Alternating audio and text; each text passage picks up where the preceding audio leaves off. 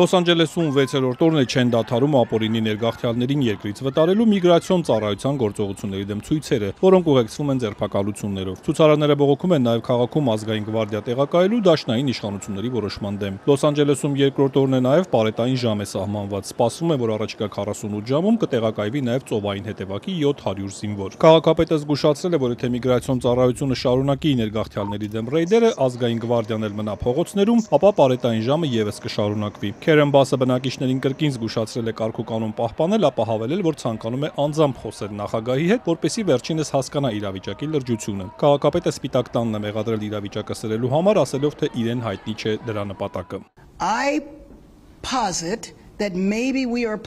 Գուցե մենք պետական ինչ-որ փորձի մաս ենք որոշելու, թե որքան հեռու կարող է գնալ դաշնային կառավարությունը, միջամտելով եւ խլելով իշխանությունը նահանգապետից, տեղական իշխանությունից եւ վախի մեջ պահելով մեր քաղաքը, մեր քաղաքացիներին։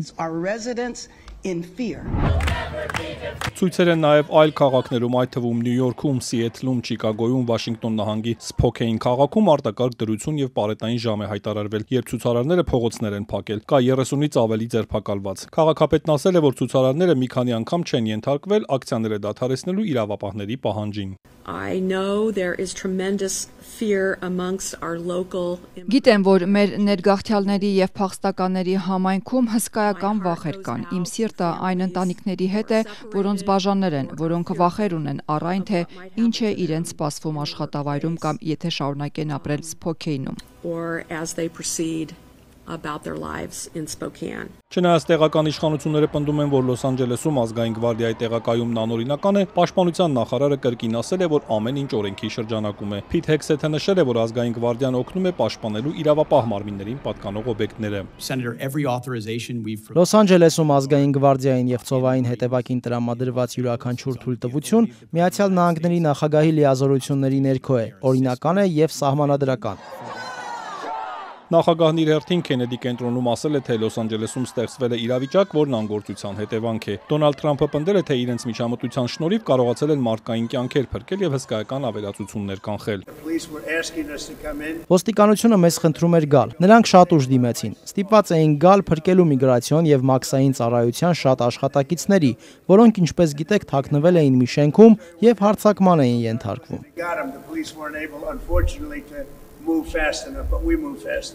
Լոս Անջելեսի ոստիկանապետ Ջիմ Մակդոնելնը CNN-ի հետ զրույցում հակադարձել է նախագահին, ասելով, որ իրենք չեն կարող անմիջապես խնդրել, որ ազգային գվարդիա տեղակայվի։ Դրա համար կան որոշ ընթացակարգեր, որոնցից հետո միայն կարող են դա անել։ Մենք այդ փուլում չենք դեռ, երբ կարող ենք դիմել նահանգապետին ազգային գվարդիայի հարցով։ Եվ ես հույս ունեմ, որ հիմա ամեն ինչ ճիշտ ուղղությամբ է ընթանում, եւ ստիպված չենք լինի դա անել եւ չենք անի։ Ներգաղթյալներից շատերը նույնիսկ չգիտեն, թե ուր է իրենց հարազատներին տարել միգրացիոն ծառայությունը։ Լոս Անջելեսի բնակիչ Քիմբերլի Հերնանդեսը, ում հայրն աշխատում է ավտոլվացման կետում, ասում է, որ հայրը այսօր պետք է մասնակցել իր քրոջ ավարտական երեկոյին, սակայն չի կարող, քանզի իրավապահները նրան տարել են անհայտ ուղղությամբ։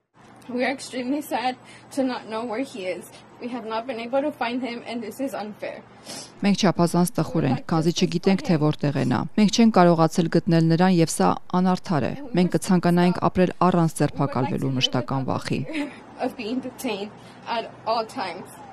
Մեկ այլ աշխատակցի կին էլ պատմում է, որ Facebook-ից է իմացել, որ ավտոլվացման կետում ռեյդ է իրականացվել։ Ամուսնուն էլ միգրացիոն ծառայությունը տարել է։ Ճանաչեցի ավտոլվացման կետը եւ հնարավորինս արագ հասա այնտեղ։ Երբ հասա, այն դատարկ էր, պատմում է Նոեմի Չաուն։